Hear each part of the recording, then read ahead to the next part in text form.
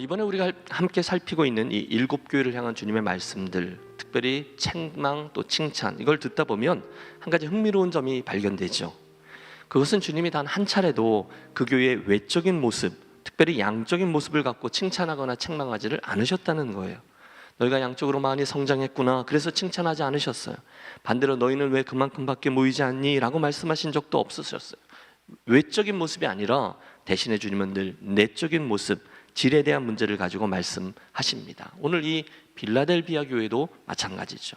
지도를 보십시오. 빌라델비아는 7개의 도시들 가운데 가장 짧은 역사를 지니고 있었습니다. 처음에는 그 버가모의 임금이었던 아탈로스 2세가 동생을 위해서 도시를 건설하고 형제를 사랑하는 자라는 뜻으로 필라델피아라고 명명했죠. 기록에 의하면 이 지역에는 지진이 아주 빈번했고 실제로 주 17년에 큰 지진이 일어나서 빌라델비아를 포함해서 주변의 10개의 도시를 폐허로 만들었다고 합니다. 이후 로마의 황제 티베리우스가 그 도시의 재건을 명했고 많은 재정을 도와줘서 훗날 사람들은 이 도시를 다시 만들어준 황제에게 감사하는 의미로 네오 가이사리아라고 불렀습니다. 바로 그 도시에 있던 이 빌라델비아 교회에게 주님이 말씀하세요. 7절입니다. 빌라델비아 교회의 사자에게 편지하라. 거룩하고 진실하사 다윗의 열쇠를 가지신 이 곧 열면 닫을 사람이 없고 닫으면 열 사람이 없는 그가 이르시되. 주님은 당신을 소개하실 때에 거룩하고 진실하며 다윗의 열쇠를 가지신 이라고 소개하세요. 다윗의 열쇠를 가졌다. 여러분, 구약에 나오는 다윗은 그분의 마음에 합한 자로 소개되고 장차 오실 예수님을 예표하던 인물이죠. 특별히 그가 열쇠를 가졌다 했는데 이건 통치권입니다. 따라서 당신이 다윗의 열쇠를 가졌다라는 것은 주님이 하늘과 땅의 모든 권세를 지니고 계신다는 의미죠. 그런 분이 빌라델비아를 바라보며 칭찬하세요. 8절. 볼지어다 내가 내 앞에 열린 문을 두었으되 능히 닫을 사람이 없으리라. 내가 내 행위를 아노니 내가 적은 능력을 가지고서도 내 말을 지키며 내 이름을 배반하지 아니하였도다. 빌라델비아 교회의 특징이 잘 드러나 있어요. 특별히 이 교회는 적은 것으로도 크게 충성했던 교회라는 거예요. 여기서 우리가 알 수 있죠. 이 교회는 큰 교회가 아니었어요. 상황도 녹록지 않았어요. 그럼에도 불구하고 그들은 최선을 다해 신실하게 믿음을 지켰습니다. 그래서 칭찬을 받았어요. 빌라델비아 교회야, 내가 가진 것이 그리 많지 않은데도 오늘 이렇게 충성하는 모습이 참 귀하구나. 함께 기억하겠습니다. 오늘 주님은 저와 여러분이 얼마나 많이 가졌는지, 얼마나 큰 것을 갖추었는지, 얼마나 대단한 성취를 이루었는지 거기에 큰 관심이 있지 않으세요. 대신에 주님은 저와 여러분이 어떤 태도로 이 길을 걷고 있고 어떤 마음 자세로 맡겨주신 사명을 감당했는지 태도에 관심을 가지고 계시죠.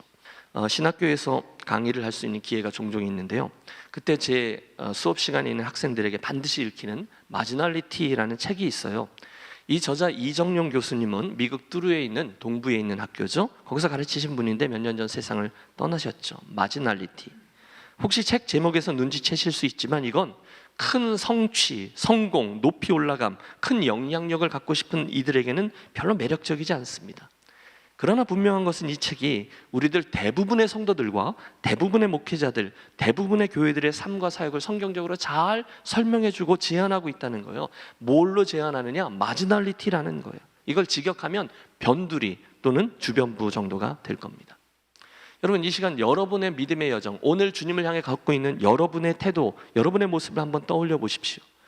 우리 열심히 하잖아요. 믿음의 길 가잖아요. 그런데 그 목적이 뭐냐는 거예요. 그런데 잘 생각해 보십시오. 여러분, 우리가 열심히 달려가는 이 믿음의 길은 정상을 정복해서 그 위에 서는 것이 아니라 이 여정을 완주해내는 것, 거기에 있거든요. 그래서 에스겔 같은 선지자는 바벨론으로, 또 에레미야 같은 선지자는 애굽으로까지 가서 충성합니다. 티나지 않아요. 성공하지 않았어요. 높이 올라가지 않았어요. 그리고 그곳에서 그들은 조용히 맡겨진 일을 감당하다가 생애 마침표를 찍죠. 그게 종, 일꾼, 겸손입니다.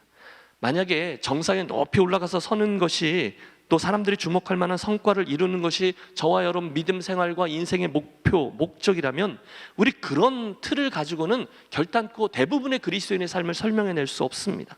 물론 상위 1%, 2%에 있는 분들에 대해서는 적용할 수 있겠죠. 하지만 나머지 98% 정상 꼭대기에 서지 못하는 대부분의 성도들의 삶은 그 틀로는 설명할 수 없다는 거예요. 우리 예수님도 그러지 않았습니까? 그분은 하늘 영광 버리시고 낮은 곳으로 내려오셨어요. 그분이 이왕 내려오시려면 가장 화려한 중심지 예루살렘 성전, 예루살렘 왕궁 거기 오셔야 되지만 그러지 않으세요. 그분은 아주 변두리 베들레헴에 오셨습니다. 애굽으로 피난하셨어요. 나사렛 목공소에서 아무도 알아주지 않는데 30년을 머무셨어요. 갈릴리라는 촌구석에서 대부분의 사역을 하셨어요. 게다가 갈릴리 출신 지역 그 제자들 다 그런 식이었어요. 그 절정이 바로 저 십자가 변두리였죠. 모든 사람들이 외면하는 그 십자가. 믿음의 선진들을 보십시오. 아브라함은요, 당대 메소포타미아 문명의 중심지인 갈대 우르에서 하나님이 가라 하신 저 변두리 가나안 땅을 향합니다. 그리고 한순간 그 촌구석 부엘세바에가 예배자가 됐죠. 야곱이 하나님을 만났던 곳 베델이죠. 말이 베델이지 사실은 광야의 한 구석입니다. 요셉은요, 애굽의 종이 되잖아요. 모세는 어디서 부르심을 받죠? 호렙산의 한 기슭, 이름 없는 어느 산 귀퉁이에서 부르심을 받습니다. 사사들은요, 드보라, 또 에훗, 또 신분의 제약을 가졌던 이들, 입다 같은 사람들, 변두리에 있던 사람들입니다. 다윗 같은 위대한 사람도 있잖아요. 아니요, 다윗이 위대해진 것은 예루살렘의 그 성이 아니라 그가 그 전에 10년 이상을 광야에 떠돌던 그때의 영성 때문이었어요. 언급했던 선지자들의 영성은 구덩이, 감옥, 사자굴 같은 낮은 곳에서 형성되었어요. 모두들 그 변두리에 있지만 그곳에 임재한 하나님의 임재 때문에 그곳이 진정한 의미에서 하나님의 중앙이 되곤 했죠. 저는 이게 성경적으로 맞는 원리라고 봅니다. 우리들에겐 모두 중앙을 차지하고 싶고 주목을 차지하고 싶은, 중심을 차지하고 싶은 욕망이 자리하고 있습니다. 그런데 여러분 보십시오. 시간이 지나면 지날수록 우리들에게 더 울림으로 다가오는 이들은 예외 없어요. 그분들은 모두 다 하나님이 있게 하신 곳에서 하라고 하신 일들을 소박하게 우직하게 감당하며 그 자리를 지키는 분들이에요. 진정한 영웅들이죠. 요란하지 않아요. 흔들리지 않아요. 묵묵히 그 길을 걷습니다. 이게 변두리의 영성이죠. 개 중에 어떤 분들은 더 많은 걸 소유하면 더 큰 힘을 가지게 되고 또 그러면 주님을 위해서 더 놀라운 일을 행할 수 있다라고 말합니다. 그럴듯하죠. 그런데 여러분, 우리 주님은 단 한 번도 그런 방법을 취하지 않으셨어요. 오히려 그분은 이사야 선지자의 표현대로 도살장으로 끌려가는 양과 같습니다. 일부러 강함이 아니라 일부러 약함을 취하세요. 높아짐이 아니라 낮아짐을 취하세요. 대접을 받는 것이 아니라 먼저 섬기십니다. 상석이 아니라 먼저 아래를 취합니다. 군림하지 않으세요. 자기 권리 취하지 않으세요. 대신에 당신 스스로를 대속물로 내어주세요.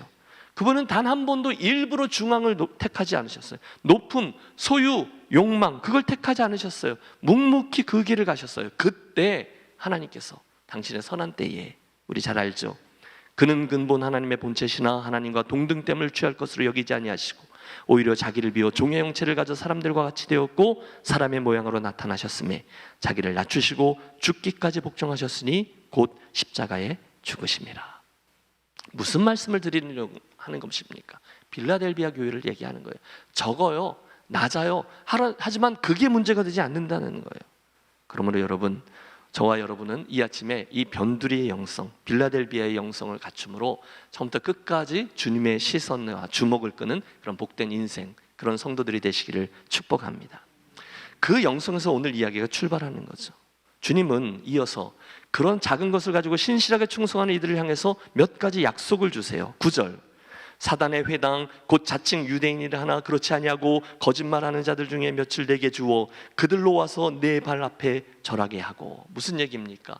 그들을 핍박하고 대적하던 이들 가운데 여러 명이 결국은 예수님을 믿고 그분을 고백하게 되는 일, 그분을 주로 고백하는 일, 그 교회를 통해서 영혼 구원의 역사가 일어날 것이다 라는 약속입니다. 10절, 내가 나의 인내의 말씀을 지켰은즉 내가 또한 너를 지켜 시험의 때를 면하게 하리니 이는 장차 온 세상에 임하며 땅에 거하는 자들을 시험할 때라. 길게 표현하셨지만 한마디로 환난에서 그들을 보호해 주겠다라는 약속이에요. 그리고 나서 11절, 그분이 그들을 권면합니다. 내가 속히 오리니 내가 가진 것을 굳게 잡아 아무도 내 면류관을 빼앗지 못하게 하라. 오늘 그들에게 가지고 있던 것, 우리 전 시간에 이미 다 살폈어요. 너희에게 들은 것, 그리고 가지고 있는 것들, 진리, 믿음, 충성 등등을 굳게 잡아서 그 면류관, 상급을 빼앗기지 않게 하라는 거예요. 그때, 즉 그들이 그런 태도로 끝까지 충성하면 우리 저 유명한 12절 말씀 함께 합독하겠습니다. 이기는 자는 내 하나님 성전의 기둥이 되게 하리니 그가 결코 다시 나가지 아니하리라. 내가 하나님의 이름과 하나님의 성 곧 하늘에서 내 하나님께로부터 내려오는 새 예루살렘의 이름과 나의 새 이름을 그 위에 기록하리라. 아멘. 이런 약속을 주신 거예요. 하나님 나라의 성전 기둥으로 삼겠대요. 누구를요? 그렇게 충성하는 자, 적은 것을 가졌지만 충성하는 자. 특별히 빌라델비아 교회에게 주신 말씀이니까 더 구체적으로는 너희들이 가지고 있는 그 적은 것으로 충성하는 이들에게 이런 약속을 준다라는 거죠. 사랑하는 여러분, 마음껏 축복합니다. 주님의 이 약속이 여러분의 삶에 간절히 바라며 오늘 이 말씀 앞에서는 저와 여러분이 되시기를 축복합니다. 왜냐하면 주님이 그런 이들에게 주시겠다 하시는 축복, 그 기둥은, 이런 기둥이 되게 하리라라는 기둥은 보통 기둥이 아니라 하나님 나라의 기둥이라는 거예요. 여러분, 저와 함께 흥분해 주십시오. 그분의 자랑이 되는 기둥이 된다는 거예요. 게다가 그 기둥은 보통 기둥이 아니에요. 하나님께서 직접 그곳에 첫째 하나님의 이름과 둘째 새 예루살렘의 이름과 셋째 주님 당신의 이름을 기록해서 구별하겠다 말씀하시는 기둥이에요. 그렇다면 여러분 반드시 그 축복을 받아내셔야만 합니다. 어떻게 해요? 이기는 자에게는, 즉 적은 것을 가지고도 끝까지 신실하게 충성하는 일꾼, 비록 적어도 그걸로 끝까지 신실하게 걸어가는 그 일꾼 되는 방법으로 말입니다. 자, 긴 말씀을 드렸는데 이상의 말씀에서 저는 이 본문에 등장하는 뚜렷하게 드러나는 세 가지 중요한 이미지를 주목하려고 합니다. 첫 번째 이미지는 7절에서 주님이 당신을 소개할 때 사용한 다윗의 열쇠라는 이미지고요. 두 번째 이미지는 빌라델비아 교회에게 두셨다라고 하는 내가 내게 열린 문을 두었다 하는 그 열린 문이고요. 세 번째가 지금 마지막으로 언급한 12절 하나님 성전의 기둥이라는 이미지입니다. 그 세 가지를 이 아침에 함께 묵상하려는 거예요. 무슨 의미가 있을까요? 첫 번째, 다윗의 열쇠라는 이미지는요, 이사야서 22장에 등장하거든요. 이것은 원래 엘리야김이라는 사람을 지칭할 때 사용했던 용어예요. 저희 교회 집사님 한 분이 이걸 보고 목사님, 성경에 한국 사람이 나와요 이러더라고요. 엘리야김. 열왕기하 18장에 보면 그는 원래 히스기야 왕의 청직이었는데 나중에 아수르하고 협상할 때 유다를 대표해서 나갔던 3명의 대표자 중에 한 명이었어요. 그런데 하나님이 그 권세를 주시면서 내가 또 다윗의 집의 열쇠를 그의 어깨에 두리니 그가 열면 닫을 자가 없고 닫으면 열 자가 없으리라 라고 말씀하신 거예요. 학자들은 그를 신약에 있는 예수님을 예표한다라고 봅니다. 우리 하나님이 어떤 분입니까? 주님에게 하늘과 땅의 모든 권세를 주시고 특별히 구원의 권세를 주셔서 주님으로 하여금 그 문을 열었다 닫게 하시는 분이라는 거예요. 우리 예수님이 문을 여십니다. 그러면 그 문을 닫을 자 없죠. 그분이 문을 닫으십니다. 그러면 그 문을 열 자가 없습니다. 그분이 우리들의 구원을 결정하세요. 그분이 우리들 구원의 문이시죠. 그런데 이 다윗의 열쇠라는 이미지가 두 번째 이어나오는 이미지, 즉 빌라델비아 교회에게 두셨다고 하신 열린 문과도 밀접히 연결되어 있습니다. 보세요. 주님이 그 열린 문을 어디에 두었다고 하시죠? 내가 내 앞에, 즉 교회에게 두셨다는 거예요. 그 문을 열고 닫는 열쇠는 누가 쥐고 계세요? 주님이 쥐고 계세요. 그런데 그 문을 열어서 누구에게 두셨어요? 교회에게 두셨다는 거예요. 여러분, 이게 무척 의미심장합니다. 오늘 저와 여러분 그리고 이 온 세상에 있는 사람들의 구원을 결정짓는 열쇠는 주님이 가지고 계십니다. 여러분, 이해 없으시죠? 그러나 그 구원의 문을 열어서 어디에 두셨다고요? 교회에 두셨다는 거예요. 바로 여기에 우리 성락교회의 영광이 있는 줄로 믿습니다. 그래서 우리가 교회를 뭐라고 불러요? 구원의 문, 구원의 방주라고 부르는 것 아닙니까? 많은 사람들이 기분 나빠하죠. 왜 꼭 교회를 가야만 구원을 얻는다고 말하느냐? 나는 당신들의 그 독선, 그 편협함이 싫다. 아니, 착하게 살고 남들에게 피해 주지 않고 그 정도만 살면 되지 왜 꼭 교회를 나오라고 그래? 이유는 하나죠. 주님께서 그 구원의 문을 교회에게 주셨기 때문입니다. 사람들은 그게 싫어요. 아니, 문이면 다 문이지 뭘 그거 갖고 까다롭게 구느냐 항변해요. 하지만 여러분, 여기에 그들이 알지 못하는 하나님 구원 역사의 메커니즘이 하나 있죠. 문은 내 마음대로 들어가고 나가는 것 같지만, 다 똑같은 문 같지만 그 문이 어디로 연결되어져 있는지는 주님이 정하셨다는 거예요. 좁은 문으로 들어가라. 그것은 생명과 구원의 문이에요. 하지만 넓은 문은 가는 사람이 많지만 심판과 멸망으로 연결되어 있다. 그분이 말씀하셨어요. 요즘 한국 교회가 위기 앞에 있다라고들 말합니다. 모두는 아니지만 심각한 치부들을 드러내는 교회들이 분명히 있죠. 그러나 안타깝게도 그 영향으로 많은 이들이 교회에 실망해서 가나안 성도가 되는 길을 택했습니다. 우리가 분명히 목도하고 있어요. 부인할 수 없어요. 우리들의 그 부족함은 대부분 사실이고 정말로 우리는 뼈를 깎는 갱신으로 우리 스스로를 주님이 원하시는 성경적인 교회의 모습으로 갖추도록 애를 써야 될 것입니다. 우리는 핑계들을 대기 전에 먼저 그 실망한 분들의 실망과 분노를 이해하고 공감하고 한동안 아무 이야기하지 않고 그 비난을 받아야만 할 것입니다.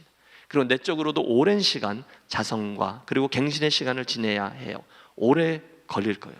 그러나 그 과정은 반드시 통과해야 되고 통과할 만한 가치가 있죠. 이건 사실이에요. 그러나 사랑하는 여러분, 이 점을 기억하십시오. 그 여정 중에 우리가 절대로 놓치지 말아야 될 것이 하나 있는데 그것은 바로 우리 주님께서 당신의 피로 값주고 세우신 우리 교회의 귀함입니다. 그걸 놓치면 안 된다는 거예요. 제 논문 지도 교수였던 하워드 스나이더 박사님은 교회 갱신의 대가라고 불리는 스승이세요. 새 포도주는 새 부대에 아주 오래전에 그분이 쓰신 책인데 모든 학계에 있는 교회 갱신 학자들은 자기들의 학문적인 여정이 바로 이 책에서 시작되었다라고 고백들을 하세요. 이분이 정말 귀하세요. 그런데 제가 잊혀지지 않은 한 수업이 있어요.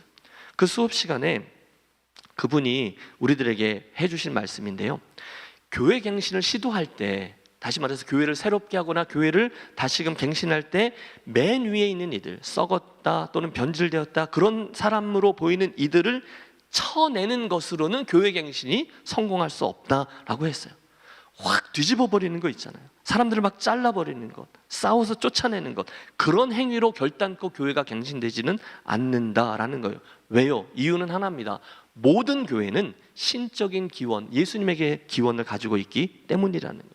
교회는 예수님의 몸이죠. 그러므로 확확 잘라버리고 내버려두고 또 이렇게 저렇게 포기함으로 교회는 가능성이 없어라고 말해버리면서 우리 교회의 귀함을 버리지 말라라는 조언이었어요. 목욕물을 버리려다가 아기까지 버리는 건 우라는 거죠. 여러분, 우리 인정합니다. 교회 역사 속에서 교회가 아주 완벽했던 적은 한 번도 없습니다. 그러나 그럼에도 불구하고 교회는 주님의 몸이고 거룩한 존재며 실제로 하나님은 그 부족한 교회를 통해서 당신의 영광을 드러내고 특별히 영혼 구원의 역사를 계속해 오셨죠. 다시 말하면 주님이 영혼 구원의 문을 부족하지만 교회 공동체에게 두셨다는 거예요. 따라서 사랑하는 여러분, 부족한 죄인들의 집합소인 우리의 교회들에게 물론 어떤 교회가 완벽하겠어요? 어떤 교회가 문제가 없겠어요? 여전히 문제도 있고 완전히 완벽해지는 일은 불가능하며 또 스스로도 만족하지 않을 때도 있지만 그렇다고 해서 주님의 교회를 부정하는 일을 하지 않으시면 좋겠습니다. 뭐 이런 거죠. 한국교회에 문제가 있어. 거기까지는 괜찮지만 한국교회 다 죽었어. 교회는 소망이 없어. 그렇게 말하면 안 되는 거예요. 왜요? 결국 주님은 그리스도의 신부인 교회를 통해서 당신의 영광을 드러내고 하나님의 나라를 가치를 보여주고 결국 영혼 구원의 역사를 이루어내실 줄을 우리 믿기 때문입니다. 그러므로 사랑하는 성락교회 가족 여러분, 교회를 아파하지만 동시에 깊이 사랑하시기를 바랍니다. 모든 교회들 바라볼 때 단점을 보죠. 물론 그것 비판하고 빈정대는 것 보이죠. 그러나 거기서 그치지 말고 더 끌어안고 더 기도하고 더 사랑하고 더 교회 경신을 위해서 애를 쓰는 저와 여러분이 되시기를 바랍니다. 그 여정 중에 그게 너무 힘들죠. 마음에 안 든다고, 가능성이 없어 보인다고, 가능성이 크다고 짐짓 교회를 포기하거나 교회를 부정하거나 스스로 교회를 떠나지 마시기를 바라요. 왜요? 모든 교회는 그리스도의 몸이요 특별히 주님께서 열린 문을 맡겨준 구원의 문이기 때문입니다. 자, 긴 얘기를 드렸는데요, 지금 우리가 열린 문, 구원의 기회에 대해서 이야기하고 있거든요. 잊지 마셔야 될 것은 주님이 그 구원의 문을 아직은 열어두셨지만 한순간 그 구원의 문을 닫고 잠궈버릴 것이기 때문이에요. 여기에 우리의 전도와 선교의 긴박성이 있어요. 물론 지금은 아직 기회가 있습니다. 아직도 교회의 문은 열려있죠. 하지만 한순간 그 문은 닫히게 될 거예요. 그 문은 좁습니다. 사람들은 여전히 흥미로워하지 않습니다. 야, 요즘 같은 시대에 전도가 되냐? 우리도 짐짓 포기하기까지 합니다. 그러나 그럼에도 불구하고 우리는 이 전도에 미련한 것을 계속 수행합니다. 왜요? 교회에게 맡겨진 열린 문의 역할이 우리 성도와 교회의 본질적인 사명이기 때문이에요. 레슬리 뉴비긴이 외쳤습니다. 무엇으로부터의 구원인가? 죄와 사망이죠. 무엇으로부터의 구원인가도 중요하지만 동시에 무엇을 위한 구원인가 또한 똑같이 중요하다는 거예요. 사랑하는 여러분, 우리 주변을 한번 눈을 크게 뜨고 바라보십시오. 이 세상에는 아직도 예수님을 주로 믿지 못하고 알지 못하는 이들로 가득하잖아요. 개중에는 예수 믿는 이들을 조롱하며 세상의 미련한 것, 아직도 그런 십자가 이야기를 믿다니 이라고 우리를 한심하게 여기는 사람들이 많이 있어요. 여러분, 밖에 나가서 신앙을 표현하면 곧잘 비판을 받습니다. 그런데 여러분, 그건 원래 늘 그랬던 거잖아요. 이 세상은 단 한 번도 십자가에 대해서 호의적인 적이 없었어요. 그런데 그런 세대를 향해서 주님은 여전히 팔을 벌리고 내게로 오라, 내게로 돌아오라 말씀하십니다. 뭐죠? 다행히 아직 그 문은 열려 있는 거죠. 누구든지 그 말씀을 듣고 그 문으로 들어가면 구원을 얻고 생명의 꼴을 얻게 됩니다.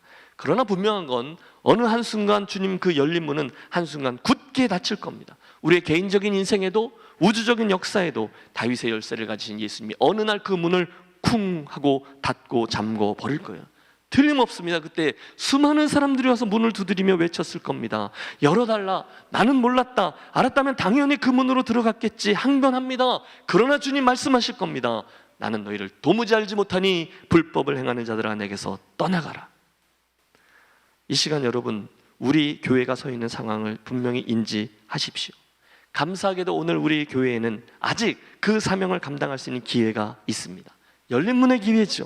지금은 아직 열려 있어요. 누구든지 그 영혼을 살리고 싶으면 그 문으로 들어오면 돼요. 그때 우리는 이 사실을 분명히 기억할 때 영혼, 구원, 전도, 선교라는 목표를 잃지 않고 그 사명을 감당할 수 있습니다. 하지만 반대로 우리가 이러저러한 이유로 이 기회를 잊고 있거나 놓치게 된다면 참으로 애석한 일이 아닐 수 없어요.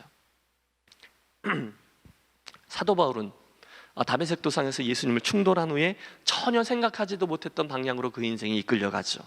사도행전 19장에 가보면 그가 1차, 2차, 3차 전도 여행, 정말 힘든 여정을 다 마치고 3차 전도 여행의 끝부분에서 했던 외침이 나옵니다. 이 일이 있은 후에 바울이 마게도냐와 아가야를 거쳐 예루살렘에 가기를 작정하고 이르되 내가 거기 갔다가 후에 로마도 보아야 하리라 하고. 여러분, 지금 사도 바울은요 2000km가 넘는 지역을 두 발로 누비며 복음을 전하고 교회를 세우고 사람들을 양육했어요. 지난 2년간은요 특별히 이 에베소에 두란노 서원을 세우고 말씀을 가르쳤어요. 목회가 어느 정도 안정되었습니다. 아마 그는 거기서 은퇴하고 존경받으며 평안한 삶을 충분히 살 수도 있었을 거예요. 그러나 그러지 않아요. 그의 마음속에는요 여전히 일평생 자기의 삶을 이끌어 주었던 꿈이 남아 있습니다. 그는 이제 예루살렘에 갔다가 나중에 후에 로마로 갔다가 나중에 로마서 같은 데 보면 서바나, 즉 당시의 땅끝이라고 여겨지던 스페인 땅을 가겠다라고 말합니다. 여러분, 어떻게 그럴 수 있을까요? 바로 그 19장에 이어지는 20장에 그 해답이 나와요. 내가 달려갈 길과 주 예수께 받은 사명 곧 하나님의 은혜의 복음을 증언하는 일을 마치려 하면은 나의 생명조차 조금도 귀한 것으로 여기지 아니하노라. 정말 대단합니다. 여러분, 로마서 8장을 읽어보십시오. 그는 그곳에서 이게 예수 믿는 거다, 이게 복음이다, 가슴 벅차게 기쁨으로 노래합니다. 자기 아들을 아끼지 아니하시고 우리 모든 사람을 위하여 내어주시니가 어찌 그 아들과 함께 모든 것을 우리에게 은사로 주시지 아니하겠느냐. 내가 확신하노니 사망이나 생명이나 천사들이나 권세자들이나 현재일이나 장래일이나 능력이나 높음이나 기쁨이나 다른 아무 피조물이라도 우리를 우리 주 예수 그리스도에 있는 하나님의 사랑에서 끊을 수 없느니라. 기쁨의 탄성을 부르고 있어요. 그런데 바로 한 장 넘겨서 9장에 이르면 그는 완전히 반전된 분위기가 가운데서 이렇게 이야기합니다. 거짓말이 아니라 진짜인데 사실은 내게 이런 기쁨과 동시에 큰 근심이 그치지 않는 고통이 있다라고 말합니다. 뭡니까? 나의 형제 곧 고륙의 친척을 위하여 내 자신이 저주를 받아 그리스도에게서 끊어질지라도 원하는 바로라. 여러분, 이방인의 사도가 되어서 복음을 전하면 수많은 이들이 손들고 주께로 나오는데 유독 자신의 민족인 히브리인들, 유대인들은 끝까지 복음을 거절하고 있는 모습을 보며 그가 너무도 안타까워하며 기도하고 있는 거예요. 주님, 저들이 구원받을 수만 있다면 나 자신이 저주를 받아 그리스도에게서 끊어질지라도 괜찮습니다. 그렇게 해주십시오 라는 기도예요. 여러분, 어떻게 그럴 수 있을까요? 그것은 그가 하나님의 그들을 향한 시선, 하나님의 그들을 향한 사랑을 이해하고 있었기 때문입니다. 또 그 영혼들이 지금 잃어버려져 있으며 결국은 그 운명이 어떻게 될 것이라는 사실을 알고 있었기 때문이에요. 그래서 그렇게 애통하며 기도하고 그렇게 달려갈 수가 있는 거죠. 여러분, 예수 믿는 저와 여러분 늘 감사합니다. 구원을 받았거든요. 오늘 인생의 마침표를 찍으면 우리는 다 천국에 갈 수 있다라고 믿어요. 믿습니까? 아멘. 너무 좋아요. 행복합니다. 나 예수 믿게 해주신 것 너무 감사해요. 그러나 딱 거기까지만 이라면 저와 여러분은 사도 바울 앞에 큰 부끄러움이 있습니다. 복음을 반쪽만 알고 있는 거예요. 여러분, 제가 운동을 좀 합니다. 못 믿으시겠습니까? 예. 그런데 여러분, 제가 모든 운동을 다 잘 하는데 절대로 배우지 못하는 운동이 하나 있어요. 수영입니다. 이유가 있어요. 제가 초등학교 4학년 때쯤으로 기억하고 있는데요, 저희 어머니께서 교회학교 교사를 하셨거든요. 여름 성경학교를 마치고 교사 위로회를 갔어요. 그때 따라간 것이 저 유명한 한탄강입니다. 빠져 죽는 사람이 그렇게 많아서 한탄강이라고 했다지요. 즐겁게 물놀이를 하다가 그만 갑자기 제가 그 한탄강의 급류에 휩쓸려 버리게 되었어요. 여러분, 좀 놀라주세요. 다시 하겠습니다. 제가 그것을 즐겁게 물놀이를 하다가 그만 제가 그 한탄강의 급류에 확 휩쓸리게 되었어요. 감사합니다. 한참을 놀다가 어린아이니까 저쪽에 강 건너편에 어머니가 계셔서 반가운 마음에 엄마 하면서 건너는데 미끄러운 돌에 싹 미끄러지게 되었고 급한 물살에 저를 휘 감아버린 거예요. 여러분, 물에 빠져 죽는 거 금방입니다. 아이들 표현을 쓰면 장난 아닙니다. 지나갔으니까 하는 말이지만 저는 그때 그 급박한 표현을, 그 상황을 제가 다 표현할 수가 없어요. 저는요, 거의 죽기 직전에 사람들이 하는 말 있죠. 세상이 노랗다 라는 말을 직접 몸으로 체험했어요. 그 급류에 휩쓸려서 떠내려가는데요, 정말 무기력하잖아요. 그 상황에서 모든 걸 체념하고 두 눈을 떴는데 정말 모든 게 물감색 그대로 샛노랗더라고요. 눈이 뒤집힌 거죠. 그런데 지금도 영화의 한 장면과 같이 각인된 부분이 있습니다.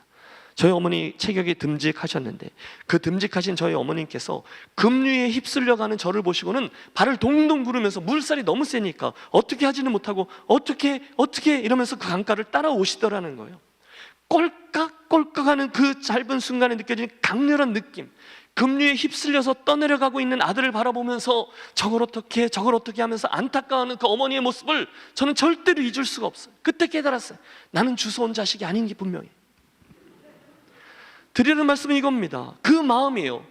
사랑하는 여러분, 오늘 여러분의 부모님이나 여러분의 형제 자매들 중에 혹시 아직도 예수를 받아들이지 못하고 거부하며 끝까지 버티는 영혼들이 있습니까? 여러분의 형제 자매 말입니다. 여러분의 자녀들, 어린 시절에 그렇게 말 잘 듣는 녀석이 머리가 크더니 이제는 신앙생활도 안 하고 그런 아이들 말입니다. 그 영혼을 바라보며 여러분, 우리 어머니 이 마음을 품으셔야 된다는 거예요. 저걸 어떻게 내 아들 하나밖에 없는 이대 독자 내 아들 그냥 두면 빠져 죽는데 지옥불에 떨어져 멸망하고 말 텐데 발을 동동 구르며 안타까워 하셔야 돼요. 그때야 우리는 사도 바울의 그 기도, 고통 가운데 눈물을 흘리며 애통하며 부르짖을 수가 있는 거죠. 그런데 그 상황에서 내가 조심하라 그랬지, 냉정하지만 할 수 없다, 내 인생은 너의 것, 내 인생은 나의 것, 냉랭하게 살아가신다면 그 사람은 그리스도인으로서 분명히 문제가 있는 거죠. 주님이 결단코 기뻐하지 않으세요. 여러분, 예수를 믿는 것과 믿지 않는 것 지금 별로 큰 차이가 안 나죠. 끽해야 주일날 아침, 아니면 이렇게 꼼새 한가을 특별 새벽기도 하면 아침 일찍 일어나서 이렇게 옷 깔끔히 입고 교회 와서 예배 드리는 것과 또는 늦잠을 자는 것, 이 정도 차이밖에 없어 보여요. 그러나 일단 우리의 인생의 마침표를 찍으면 엄청난 차이가 생겨나죠. 한 사람은 영원한 생명으로, 그리고 또 한 사람은 영원한 불구덩이로 갈려집니다. 지금은 아직 기회가 있어요. 그러나 그날 그들은 절대로 두 번째 기회를 얻지 못해요. 재기하지 못해요. 우리의 고민이 여기 있는 거죠. 다행히 우리는 구원을 받았어요. 우리는 예수를 믿게 되었습니다. 생명을 얻었습니다. 거기 그치지 않아요. 로마서 8장을 읽어보십시오. 우리를 사랑하시는 하나님의 그 사랑에서 우리를 끊을 자가 없다 하셨어요. 내가 확신하노니 사망이나 생명이나 권세자들의 세상에 그 무엇이라도 우리를 향한 그리스도 예수의 사랑에서 끊을 자가 없다. 할렐루야, 얼마나 감격스러운지 몰라요. 하나님이 묻습니다. 너 기쁘니? 예, 기뻐요. 하나님 너무 감사해요. 나 예수 믿게 해준 것 너무 감사합니다. 그때 하나님이 또 묻습니다. 그런데 너 혼자 구원받았다고 기쁘니? 우리는 네, 그럼요 하려다가 더 이상 말을 잇지 못해요. 바로 그 순간 그 교회에서 물찬돼지라고 불리우던 이인철 선생님께서 그림과도 같이 수용해 오시더니 그 한탄강 급류에서 저를 붙잡아 딱 건져내 주셨어요. 여러분, 이 시간 다 이인철 선생님께 감사하는 마음을 품어 주십시오. 제가 드리는 말씀은 이겁니다. 저는 지금 그분이 어디 사시는지 뭐 하시는지는 몰라요. 그러나 저는 아직도 그분의 이름과 그분의 얼굴을 분명히 기억하고 있어요. 아니, 저는 평생 잊지 않을 거예요. 왜요? 물에 휩쓸려가 떠내려가 죽어가던 나를 살려준 문자 그대로의 생명의 은인이기 때문이에요. 사랑하는 여러분, 여기에 저와 여러분의 생명을 들여도 아깝지 않는 일이 있는 거죠. 여러분의 이름을, 성락교회의 이름을 절대로 잊지 못하게 될 사람들이 있는 거죠. 우리들 주변에 아직도 예수님을 모르는 사람들이 있어요. 여러분의 가족 중에 아직도 예수님을 믿지 않는 분들이 계세요. 뺀질뺀질대고 말만 하면 놀려대고 약 올리고, 여러분의 귀한 친구 중에 아직도 복음을 거절하는 사람, 여러분의 사랑하는 자녀 중에 머리 컸다고 신앙생활 안 하는 그 친구들 말입니다. 지금도 우리는 알지 못하지만 세계 곳곳에 주님을 모른 채 그 죄악의 급류에 휩쓸려 떠내려가고 있는 분들이 있어요. 그 영혼들 사랑하십니까? 늦지 않으셨어요. 발을 동동 구르세요. 어떻게 함께 따라가면서 안타까운 심정으로 우십시오. 그리고 눈물로 금식하며 기도하십시오. 하나님은요, 지금 저와 여러분의 그 눈물을 기다리고 계시는 거예요. 그 영혼을 사랑하는 마음으로 안타까이 부르짖는 고통의 기도를 기다리고 계신 거죠. 여러분, 제가 드리는 말씀의 포인트를 이해하셨죠? 지금이 바로 그 기회라는 거예요. 아직은 그 문이 열려 있어요.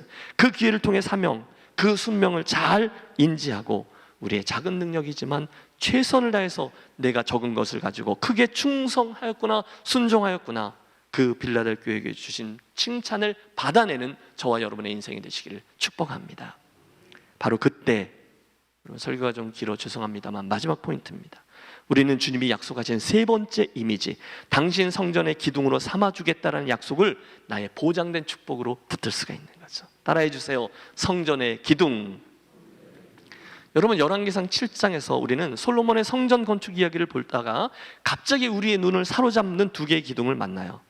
저가 놋기둥 둘을 만들었으니 그 고는 각각 18규빗이라. 저 유명한 야긴과 보아스라는 성전의 기둥들이죠. 높이가 8m, 둘레가 5m, 거대한 놋덩어리. 상상력을 동원해 보세요. 여러분, 하나님의 성전에 있는 엄청난 놋기둥 두 개, 역할이 뭐죠? 그 성전을 든든히 받치고 있는 거예요. 저는 그런 소원을 갖습니다. 하나님, 우리 성락교회 가족들 한 분 한 분이 하나님의 나라를 든든히 세우고 떠받드는 놀라운 기둥들이 되게 해 주십시오 라고 말입니다. 그런데 보세요, 그런 생각을 하고 있는 우리들에게 본문 12절의 말씀이 겹쳐요. 이기는 자는 내 하나님의 성전의 기둥이 되게 하리니. 여러분, 지금 이게 빌라델비아 교회에게 주신 말씀이잖아요. 결코 큰 교회가 아니었어요. 많은 것을 갖춘 사람들, 그런 교회가 아니었다는 거예요. 그러나 그들은 그 적은 것으로 충성했더니 주님이 그 성도들에게 하나님 나라의 성전 기둥이 되게 해 주겠다라고 약속하신 거예요. 여러분, 얼마나 영광스럽습니까? 그런데 그 기둥이요, 더 영광스러운 이유는 주님이 거기다가 친히 하나님의 이름과 새 예루살렘의 이름과 주님의 새 이름을 기록해 주실 것이기 때문이라는 거죠. 저에게는요, 충성, 기둥 그러면 늘 떠오르는 동역자 한 분이 계세요. 어느 주일에 설교를 하러 이렇게 단에 올라갔는데 저쪽에 처음 보는 젊은 부부가 앉아 계신 거예요. 사연이 있죠. 이분들이 전혀 교회에 호의적이지 않았어요. 예수 믿는 건 정말 어리석은 사람들이 하는 거라고 여기던 분들이었어요.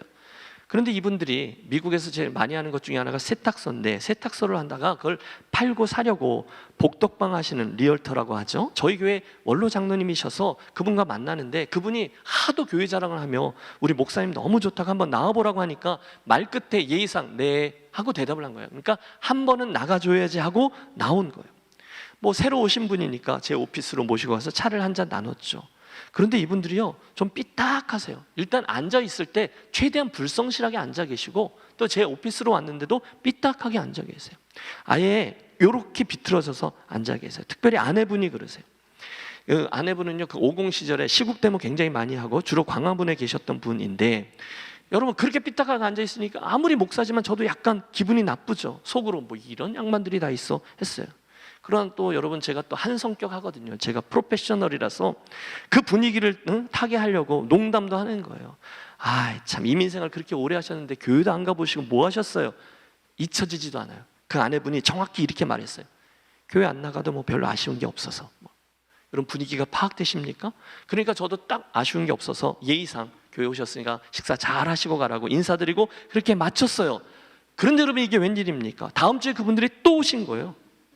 그래서 제가 아니 안 올 것처럼 그러더니 왜 왔어요? 라고 말하고 싶지만 그럴 수는 없잖아요. 그래서 친절하게 또 맞아주고 대화했는데 그 다음 주에 또 왔어요.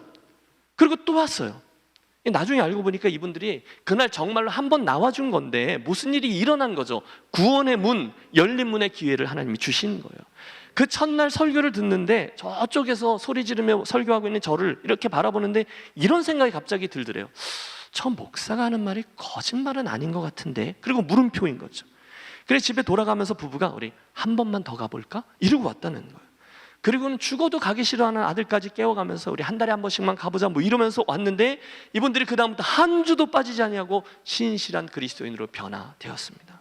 놀라운 건요, 이분들이 부유한 분들이 아니에요. 그런데 교회 온 지 한 달 만에 교회 부엌에 작은 냉장고가 고장났다는 걸 알고 아무에게도 말하지 않고 살짝 냉장고 사다가 끼워놓고요, 목사의 CD 그 설교 사역한다는 거 알고 직접 설교 CD 장식장 갔다가 막 조립하고 그 카피하는 사역을 몇 년 동안 감당해 주셨어요. 제자훈련반에 제자반에 남자반 여자반 다 등록해서 다 통과하고, 그 오래된 교회의 EM 미니스트리라고 하죠, 영어권 사역을 함께 준비해서 세팅하고 그곳에서 잘 봉사하다가 그 교회의 역사상 굉장히 오래된 교회인데 최단 시간에, 예수 믿은 지 최단 시간에 5년 만에 안수집사로 세움도 받고 충성스럽게 봉사하다가 젊은 날 있었던 그 암이 재발해서 결국 몇 년 전 주님의 부르심을 받았어요. 저는 그분들 생각할 때마다 눈물이 나요. 그리워요. 저는 그분들의 진심 어린 충성과 사랑을 제가 알아요. 제 목회의 자랑이에요. 제 성전, 저의 심정적인 교회의 기둥이셨어요. 많이 가진 분이 아니셨어요. 놀라운 높은 지위를 가진 분도 아니셨어요. 그러나 그분이 가진 게 이거죠. 빌라델비아 교회처럼 그 작은 것으로 했던 충성이었어요.